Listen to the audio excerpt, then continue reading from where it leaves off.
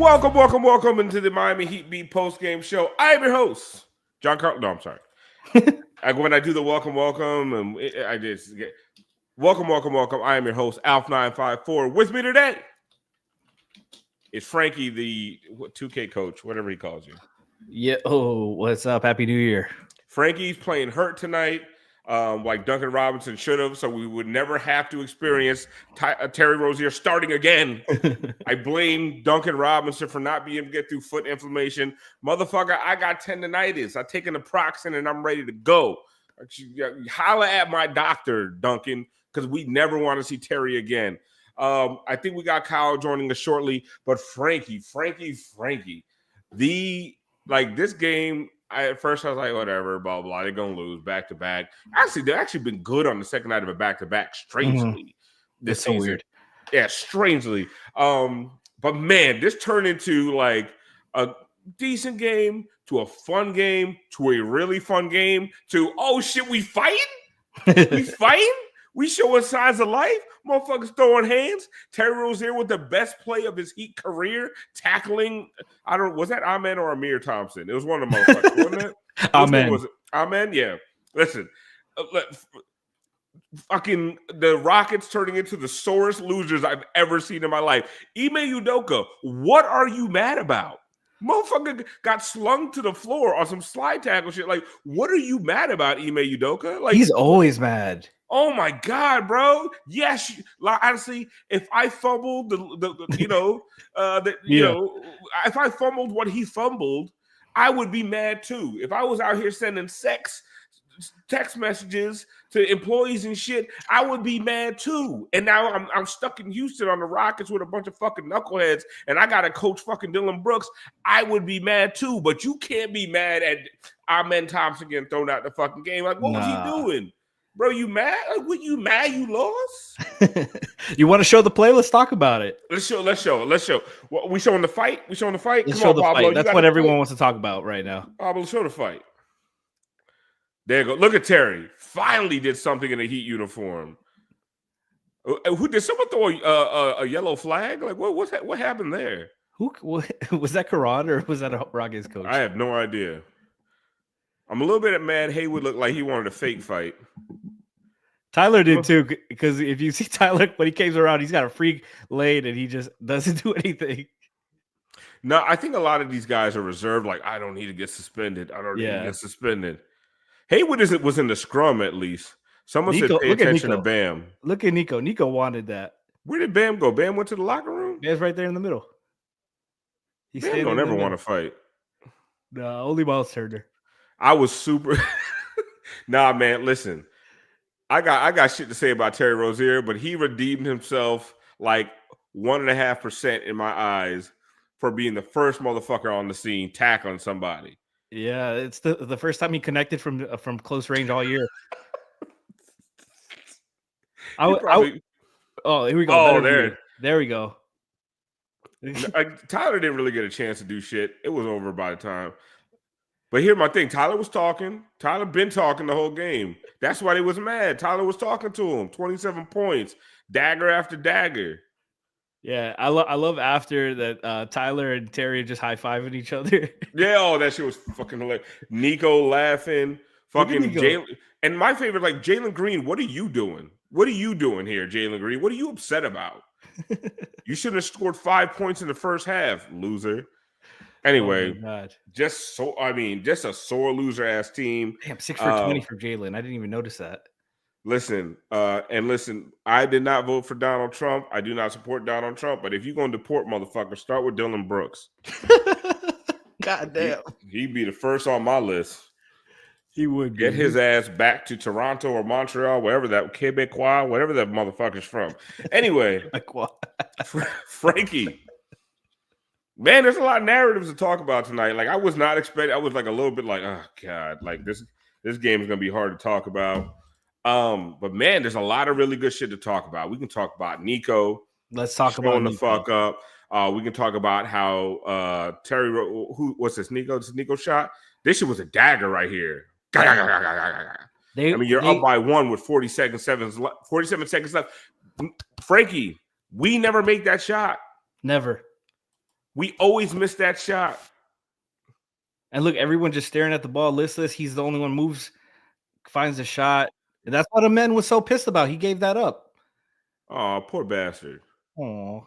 And then we can talk about, once again, in the fourth quarter, when it's time to get a bucket at the rim, bam. Someone said Niko and Terry lifetime Heat contracts. Calm your ass down when it comes to Terry, okay? Relax. I said 1.5% he got back. Bam, once again, down the stretch, like this would bother me about the last Hawks game. Can't get you a bucket. For the love of God, bro. Find an up and under. Like, find a way to sidestep. Do something. Get to the goddamn rim. We can talk about Tyler. Tyler is an all-star this year. Tyler has been the most fun thing to watch about the season. We can talk about the fact that Terry Rozier was an abject fucking disaster the entire fourth quarter, be it air balls, be it smoking fucking layups, be it fucking passing to nobody. Like, literally, this shouldn't have been a close game. Look at this. What in God's name was he thinking on this layup?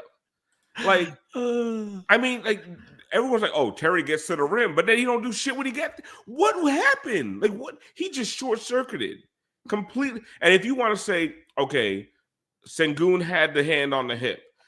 First of all, you should not be calling that shit in the fourth quarter. So I'm happy with that the refs didn't call that. You got to finish that motherfucker. Like, what is going on? And this is after the air ball. This is after like 2 turnovers. Total fucking disaster. And Spo does not sub him out. Now, I will say there wasn't a lot of options this game. Okay? Like, he didn't have a lot of options. But what I will say is, if you had put Jaime over Terry, Jaime was at least going to get the fuck out the way. Like, Terry was taking possessions away from Tyler, and Tyler was really fucking good all night. Hey, Kyle's in the building. Let's go, Kyle. Kyle late like Bam to the fight. Unnecessary fighting. I don't even understand why that took place. They were sore losers, man. They mad. That's a Dylan Brooks-led team. What do you expect? That's very Dylan Brooks.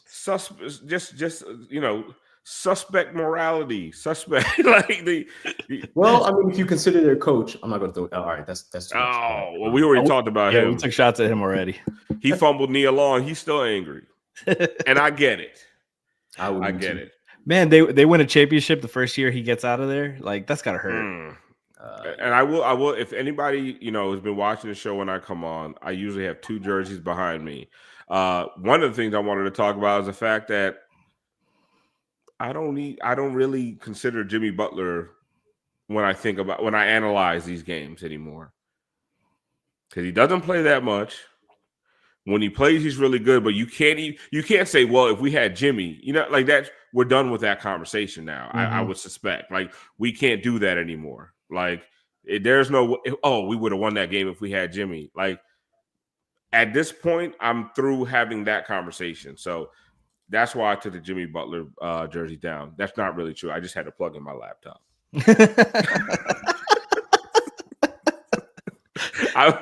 You got a better frame for it. No, because that's where the Jimmy, but the laptop cord, stupid. Anyway, all right. Franky, Kyle is so sick of my shit. It's so funny. Like, Kyle comes on here to talk serious basketball talk. Alfred took down the jersey but left the hook. Yeah, bro. Like, I'm talking about last minute. The jersey's like right here. Like, be that. Kyle's so sick of me. I love it. To be honest, I feel like they played exactly how we expected them to play without Jimmy. To your point, it's going to be by committee. I, for one, am not opposed to Jimmy being out from the perspective that it means guys have to step up and do what they're supposed to do. It can't just be Jimmy. He can't be carrying it. And I would prefer, I made this, point last pod, let the young guys play and see what you get out of it. I don't know what you're going to get from each night and each young guy you play, but with the way the league is right now, why not swing for the fences? I mean, Ware gave you some good minutes. I think as he gets more play time and he puts a little more muscle, some of those things are going to be those are gonna be dunks, not layups. Well, no, Kyle, I honestly I love Ware's minutes tonight, and one of the things I will say from this preseason to now, what has changed for me the most about Ware is his screening.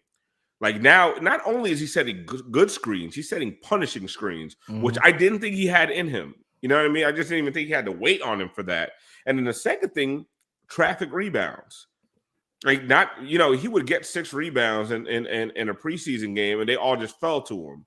No, now he's going up to get it, and it's like, okay, it should be easy for a 7'2" motherfucker, but it just was not there. I was not seeing that traffic rebound, like go after and go get it. So those are 2 things, and those are honestly the biggest. Those are the things that are most positive, like are the most impactful. But Kyle, I'm going to let you start, right? Because I spent 12 minutes talking about all the things that we should talk about.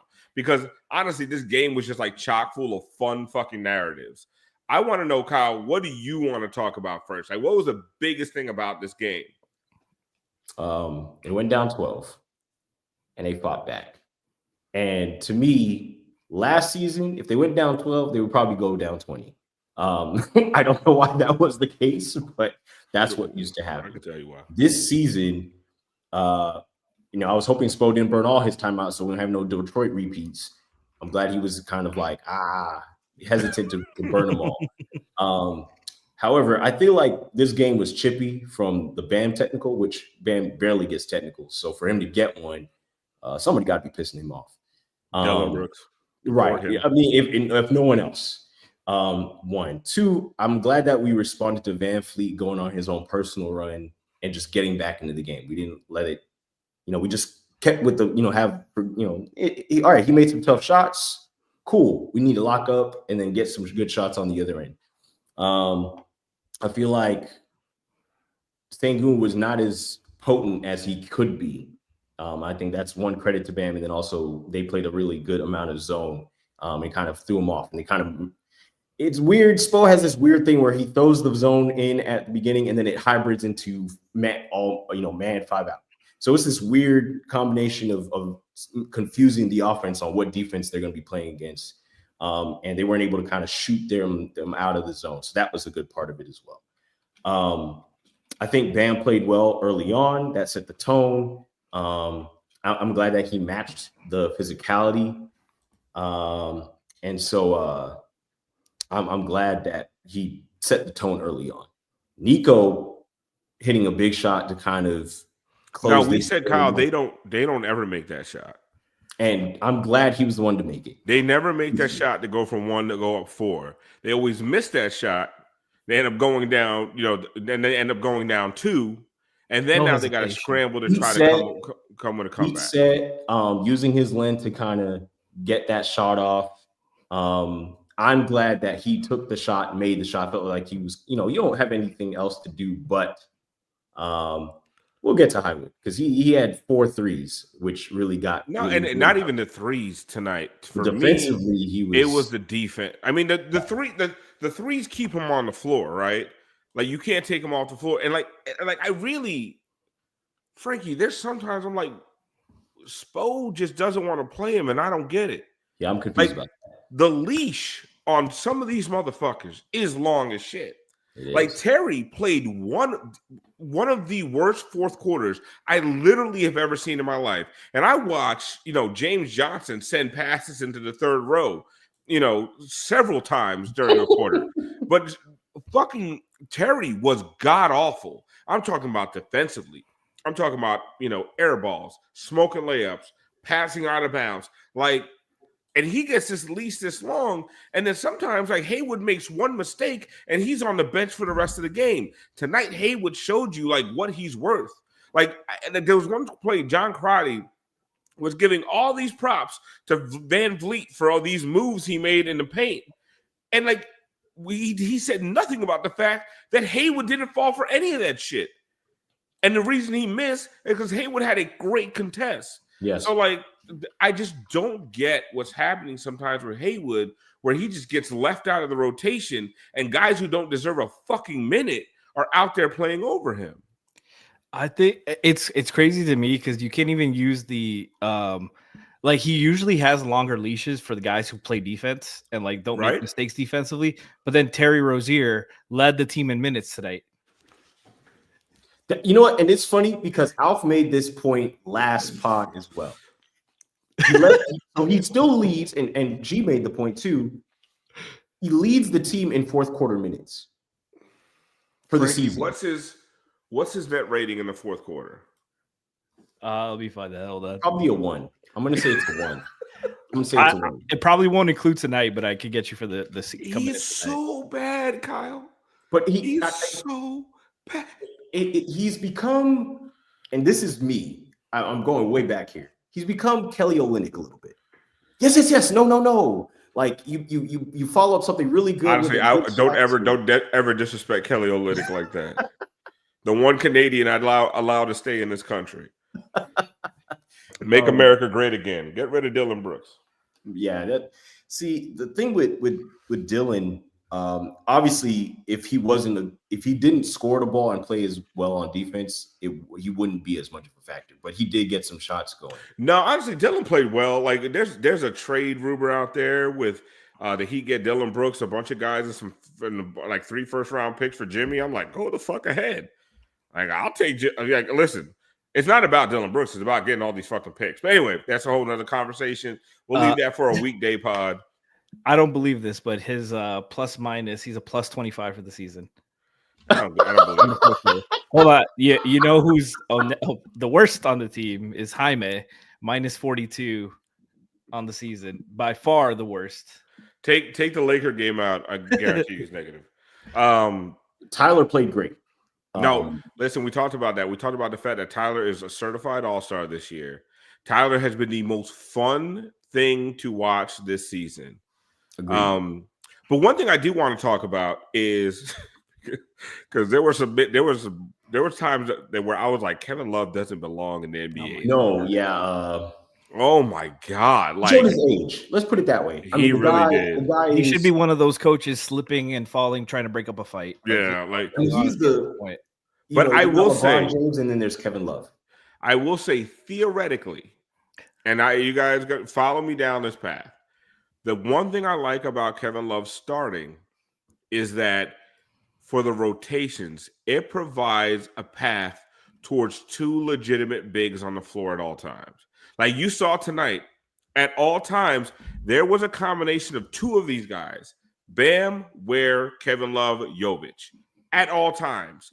At all times, they had guys out there 6'9" and up who all could rebound. 2 of them can shoot very well. All good team defenders, individual defenders. I think Khalil Ware is coming into his own. Mm-hmm. But now somehow they got to replace Kevin Love with a more viable big because I'm tired of like trying to make Haywood Highsmith the big because Haywood Highsmith is a great wing defender, right? But imagine if you had another Jovic out there. If there was another guy that size that could play, what I did love about Kevin Love starting is lots of wear minutes, lots of minutes with 2 legit bigs out there. And I think you saw the difference tonight. Like they up until like late in the third quarter, they were winning the rebounding battle. And when they win the rebounding battle, to quote Eric Reed, they win the game. I don't know if they won it tonight. Did they? Let me see. I don't know if they won rebounding. But to my larger point is they 52-52, so it was tied. Houston had 19 offensive rebounds though. But when these when I do like when they have two legitimate bigs out there. Now, Kyle, we've talked about it. I'm not a fan of the Bam Ware minutes. But you put Bam or Ware with a 4 that can stretch the floor, you see it's super effective. It works. Tyler found him on, and this goes back to my other point. Where you were talking about he sets better screens, agreed. But then he rolls extremely hard to the basket. I also like his awareness that if the ball isn't coming that way, that he to the corner or to the wing so that whoever is driving, the lane's not clogged. you can tell he's also kind of a regular big man because he's looking for that reward for setting the screen and rolling. Very standard. It's very standard big man play. Very almost, I want to say throwback because not many bigs are rolling that hard to the rim. They're looking for a 15-footer or something. He really rolls to the rim. So Tyler, that was kind of a getting us back in the game. Two shots. One was the lob and then the and one. So, using, and that I think Crotty mentioned it, size and dimension down there is something they haven't had. It helps when you got to give Bam a rest. I mean, it was a little shade. It was a little shade at Bam, because he was like, it's nice to have a target that can get above the rim. And I'm like, Bam should be able to do that. He's got the hops. He definitely had the athleticism to do it. He doesn't always do it. But I think between that, and shout out to Burks for hitting a 3 to get us back into it as well. It wasn't 3 threes or 4 threes, but he hit a timely shot to kind of bring the game closer.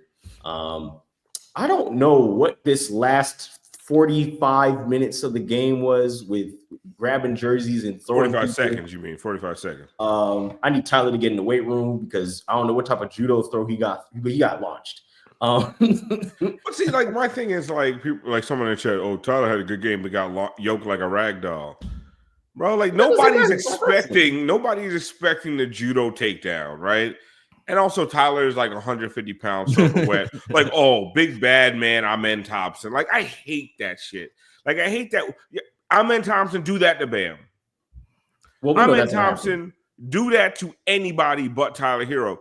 These fake ass tough guys get so fucking Billy Badass when it's against Tyler Hero. That shit is so fucking puss to me. Dylan Brooks talks shit to everybody. I respect that shit. Draymond Green talks shit to everybody. You be Rudy Gobert, you be fucking JJ Barrera, fucking he's talking shit. For Amen Thompson, and Amen Thompson's a tough guy, great defender. But for the first time you're gonna get into a fight is with Tyler Hero. Come on. No, we don't believe you. You need more people. That shit is just real fucking whack to me. Ragdoll and Tyler Hero. Oh, wow. We're real fucking impressed. I can ragdoll Tyler Hero. The craziest thing of this whole thing is Highsmith launching himself onto Amen Thompson. He came out of nowhere. I thought it was Terry that did that. No, it was Highsmith. Washington, review. Pablo, where's the tape? Pablo, 24 minutes in, sometimes we... Not that one. Look, he was ready. He was ready with it. Amen don't want those hands. He don't want none. I don't think nobody wants those hands. But yeah, I mean, someone said he gave him 27, 6 and 9. That's Highsmith. Highsmith's right there at the. He's right there, but Terry's the one on the floor. If you roll that back just a little bit, a fan launched something. Yeah, I saw that. But look, the one who tackles him is Terry. Yeah, Terry about that life. Highsmith's trying to rip guys out. Niko, Bam, they're all trying to play peacemaker. Highsmith wants to smoke. He's being held back. It's funny because I love Tyler fight I've ever seen in my life. I love Tyler running around and just wait. Somebody hold me. Somebody hold me. I do like when Amen was coming back after Tyler, how Niko stepped up. Yeah. Well, Serbians, he served. Yeah, he's not scared. I mean, if you watch any Serbian games and they crowd when things are going left, I wouldn't be scared of nobody over here either. But that's not the point. The point is, I'm not sure it was needed, but I'm glad they closed it out. They didn't let them distract him. The funny thing about I'm glad that the funny thing about it is Bam being late to the fight is very captain of him. I'm not hopping in this. We got to finish the game out. I can't be throwing bows at folks. Keeping the main thing, which I'm not trying to be cliche. That is their saying. But him being late to the fight is exactly what I expect for somebody leading the team, because you can't have your captain and most skilled big man out ejected. So I'm glad that. Why was Tyler ejected? For the initial grab. I don't know why that's even necessary. He said, "Go home, bro. You lost." That's amazing. I love that though. Go home, bro. You lost. Like that was like legit. Like I think he was telling a fan or something. I don't know. No, he was talking about men at that point because Okay, hadn't left the court. The only Rocket that left the court right at that point was Ime Udoka, who got ejected before Amen got even off the court, which is crazy. He had to send a dick pic to somebody. Anyway, this is another night where in the fourth quarter I needed Bam to give me a bucket, man. But I think Eric yelled it a little bit. He can't defend, and it happened. He can't defend Segun and get the rebound at the same time. That's nuts. No. I'm talking about offensively. And like, and one of the things that I've been a big Bam defender because like the defense is why he's a max player. But there are just times like I just need him to go get me a bucket, like an easy bucket. I was at the Hawks game, and like that's when he just smoked that like 10-foot little jump shot that he didn't need to take a fadeaway. Like he needed to get to the rim on that, and like he could have cut a 3-point lead to 1, and then then they come back and hit a 3, and it was over at that point. Now it's a 6-point deficit. This is one of those games like I thought Bam was about to lose it for us again because he just can't go get you a bucket in the fourth quarter, and then beyond that, Terry just stealing the ball from Tyler and launching bullshit. Like that was another thing. But I'm still just I'm annoyed at Bam a little bit. He did play some good defense tonight. Like I wasn't completely dejected with him, but it was just I'm just like the fact that like I almost feel like Jimmy's on his way out. Not almost. I feel like Jimmy's on his way out. Like this is the team. You know what I mean? Like this is who it is. This is what we're watching, and like it's gonna be rough. It like if like a lot of Heat fans want Jimmy gone and want to trade Jimmy, this is the reality. Like it's losing to the Hawks by 10. You know what I mean? Like then beating the and I this is the reality with Jimmy too. Like this is who they like. Jimmy's on the roster and is just wasting a max cap space. And they don't want to pay him. Alf, this reminds me of like two people in a relationship that neither want to be the bad guy and break up. They're both trying to get each other to break up with them. Yeah, like just break up with each other. Like neither of you guys. If the Heat don't want to give him the max, they want to go on their terms. He says he wants the max. Send him elsewhere, man. Like you guys aren't a match anymore. Just end things. And you know what it is? It's like what I get mad at is when I look at, and I've been off Twitter, thank God. And so I haven't seen a lot of like the weird vitriol and like weird fans saying weird shit. But sometimes people send me shit, and I'm just like, this whole blame game thing is annoying. The Heat, and I will say the Heat fit to an extent. They failed to get Jimmy Butler the adequate, the adequate backup or whatever, the adequate supporting pieces. But then at the same time, Jimmy failed to like play enough during regular seasons to get them higher seeds. Like there's been a lot of failure on both sides, but there's also been a shit ton of success. Like a really fucking fun, great run. And like, I feel like this is so 2025 where we have to find blame and we have to make a negative out of a fucking great situation. Like it has been really, really fun these last 5 years. 2 finals runs, been to the conference finals 3 times. Like it's been amazing. And like it's probably just run its course at this point. And that's okay. Like why does this is Jimmy's and selfish. Shut the fuck. Everyone stop. Like it just ran its course and it's okay. And like that's why for me, I'm not really bothered by like whether Jimmy finishes his career with the Heat, which is what I would prefer, or he gets traded tomorrow. None of it bothers me because I gained so much enjoyment. Like I literally created a fucking post-game show out of this run. You know what I mean? Like, so I don't know. Like it's just way too much positives. To me, there are positives. I mean, tons. Here's my thing. There's people, and I've said this, and somebody tried to correct me for it, but I'm the kind of person who lives in the middle. I'm not going to get too high. I'm not going to get too low. If you throw yourself up and down all the time, you're going to catch a heart attack. And I do mean catch a heart attack. You put yourself in a heart attack. So to me, you got to stay in the middle. And every other game deciding you're going to fire Spo is stupid. Saying you want to trade Bam every 5 games is also stupid. And oh, we failed this, we failed that. One of the main points that I've been trying to make is only one team wins a championship every season. Not 30, not 2, just 1. So it's either going to break your way or it's not going to break your way. And, the finals run, I think Jimmy ran out of gas, if we're being honest. Everyone's like, oh, he's hobbled. Well, yeah, if you see what he did in the first round, I would be hobbled too. And aside from Josh Hart karate kicking him in the ankle. Or the fact that you were depending on Caleb Martin to continue to be Scottie Pippen. Correct. And apparently he turned back into Caleb Martin. And he did. So my thing is, I feel like people are unaware of how hard, and I said this as well, it is just as hard to get to a championship or get to the finals as it is to get a championship. And people are like, oh, no, it is.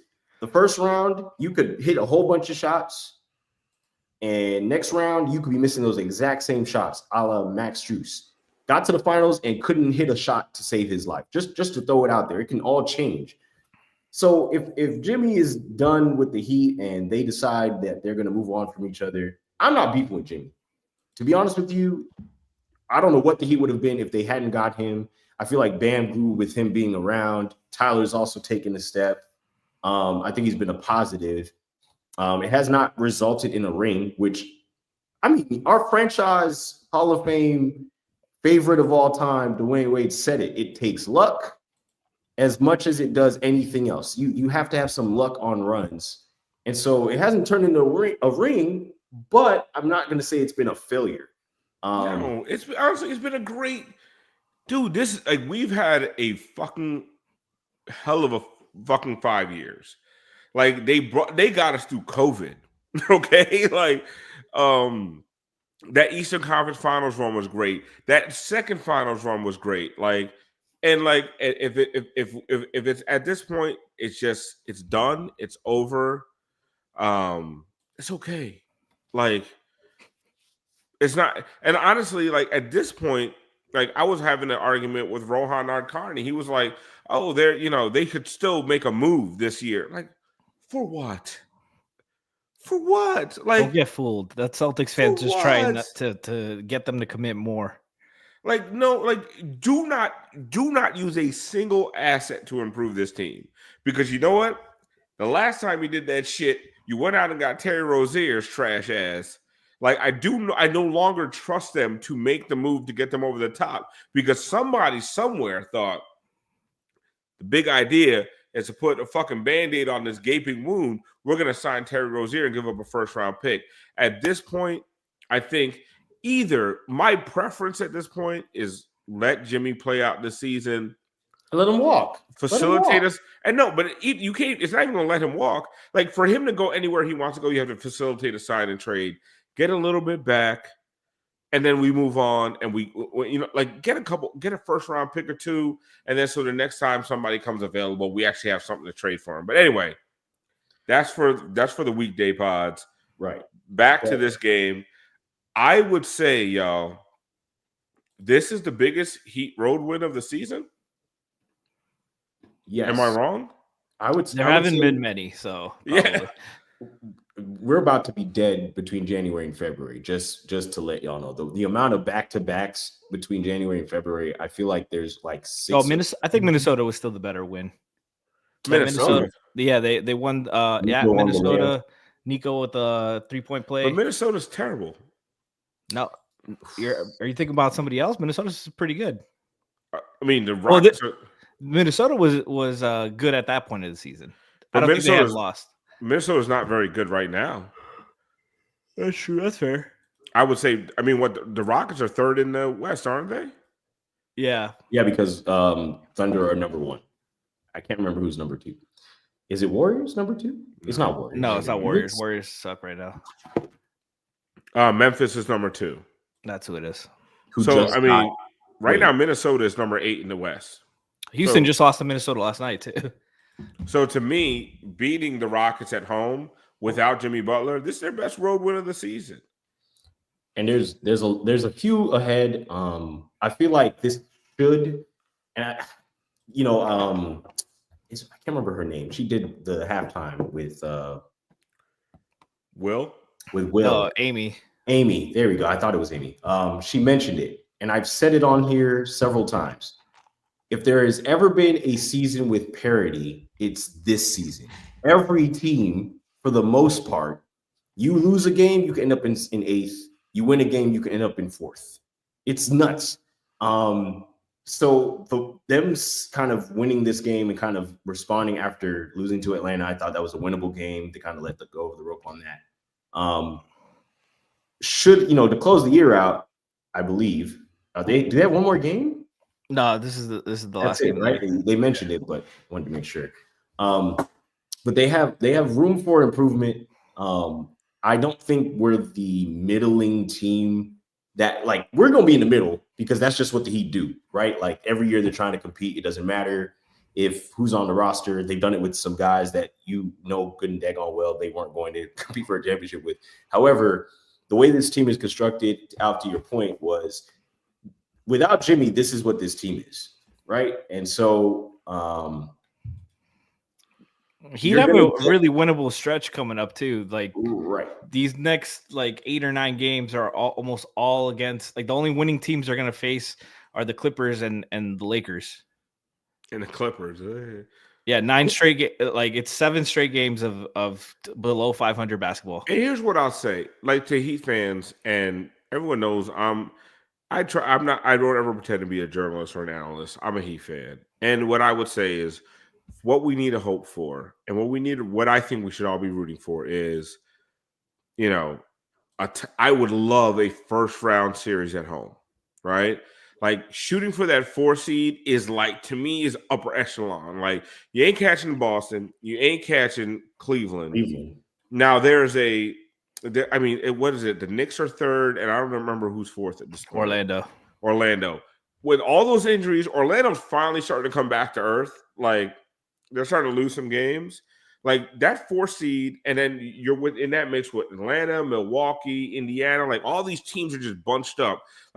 That's why the Hawks loss pissed me off so much, right? You have to win these winnable games. They need to continue to be badass at home. Get yourself into a 4 seed, win a first round series, make somebody's life tough in the second round. And honestly, guys, that's probably the ceiling. Whether Jimmy is traded or not.